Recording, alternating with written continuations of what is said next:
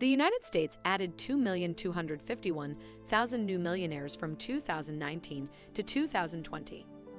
In a single year, 2.2 million people became millionaires, which made the total number of millionaires in the U.S. over 20.27 million. We are all told that becoming a millionaire is more like a dream than reality, but when over 2 million become one in a matter of a year, you know that it's a practical goal that anyone can achieve. Wherever you are in the world, the internet has made it much easier to build a successful business that could raise you to millionaire status. It's about putting in the time and effort. I am sure that plenty of you who are watching this video are going to join that list since you are interested in investing, business, and growing yourself mentally, spiritually, and physically. Just because you are poor today doesn't mean you are going to stay like that forever. You don't choose to be born in a poor family, but it depends on you whether you want to stay poor or not. Financial independence is not something that happens to you overnight. It's a series of good small daily decisions that slowly lead to financial success.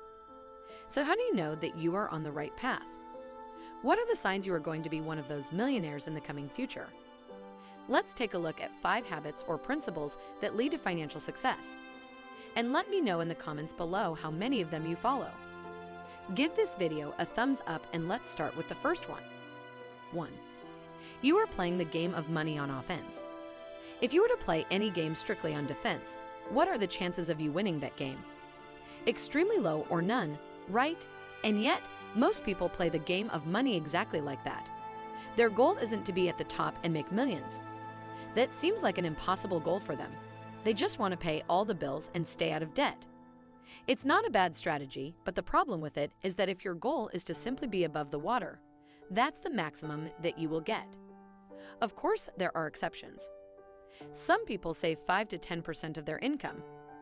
Invest in the stock market and hope that their portfolio grows by 6 to 7%, so that when they get old, they will have something to rely on. And that's better than nothing.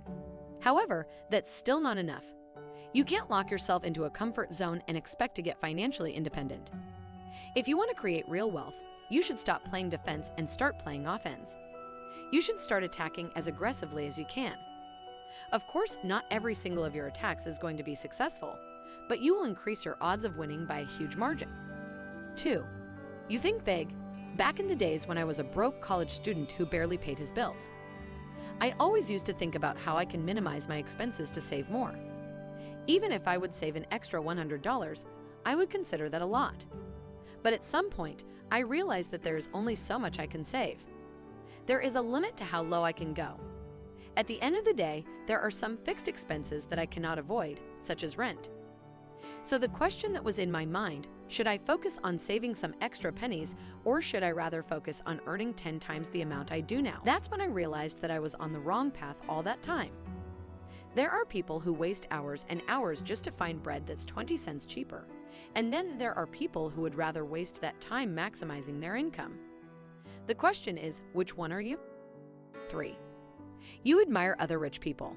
I have friends who despise wealthy people. Whenever we discuss big tech, they would say, look at Jeff Bezos, look at how many people are suffering because of him. His employees are suffering and he doesn't care. He is probably the greediest person in the world. Or when we would talk about Tesla or SpaceX, they would say, Musk doesn't care about the environment or humanity. He is a greedy capitalist who only cares about himself and his net worth. Let's say hypothetically, they only care about themselves. The question is, so what? Do you care about humanity more than he does? He is at least doing something, even if that's out of self-interest. He is positively impacting the world. He is helping the world to move to sustainable energy, and in return, he is making billions. Bezos transformed the way we shop forever by making it affordable for anyone to order stuff online. What about you? How are you making the world a better place? Sitting at home and watching Netflix and criticizing everyone who solves a problem and becomes a billionaire isn't helping anyone. If you don't want to work at Amazon, you don't have to. If you don't believe in Tesla's mission, you don't have to. Or when a billionaire donates a few $100 million, you see people criticizing him for not donating enough. Come on, dude, how much have you donated?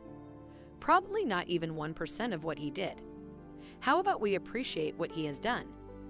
Even if it's a tiny percentage of his wealth. Or the best one, If I were as rich as him, I would donate hundreds of billions of dollars. If you are so generous, why aren't you working as hard as him to become a billionaire to donate that much money? You spent your youth chasing girls and watching Netflix, while that guy spent his youth building a successful business, and now for some reason, he has to donate all that money. You had the choice to take some risks, spend your entire youth building a business, but you didn't, and now you want to criticize him for not sharing his wealth with you. 4. You don't assume you know everything. What do people do when they face financial problems? They complain about it. There are a bazillion number of things you can blame, starting from politicians that run the country and ending with your boss. Or how about the billionaires who have taken all the wealth and left nothing for you? Their greed is keeping you poor.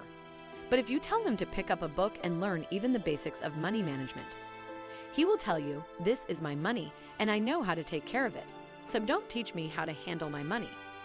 Well, if you have figured everything out, why on earth are you always broke? Maybe you wouldn't be broke if you knew everything. And it's not only about money, but everything else. Haven't you realized when people get into an argument, they try to prove that they are right, even if they are not, instead of trying to learn? And to be honest, I have had this mentality back when I was a teenager. I was quite stubborn, but then I realized that if I keep going like this, I will never grow, so I stopped acting like I know everything and started paying attention to my flaws and started fixing them. You cannot solve a problem if you don't acknowledge it. That's the first step to financial independence. 5. Focus on your net worth and not income. What is Jeff Bezos' salary? What is the salary of the richest man in the world? How much do you think he earns when his net worth is around $200 billion? Probably billions, right? No. His salary is a little over $81,000. Yes, you heard that right. Bezos doesn't even make six figures. How is that possible? And that is not unique to him. Most of the richest men in the world have very modest salaries, because there is a huge difference between net worth and income. Salary is what you earn when you trade your time for money, but wealth is assets that earn you money when you are not there. Since there is a limited amount of time you have on any given day, it doesn't make sense to focus on your income. That's why rich people often focus on building wealth. Even the Forbes billionaires list is about wealth and not income. So if you are focused on building wealth, you are on the right track. Even when you look at it from a tax point of view, ordinary income is often taxed at the highest rate, while there are a million tax breaks for wealth. The most famous one is the Section 1031 exchange. You can sell your property and buy another property and don't pay a dime in taxes.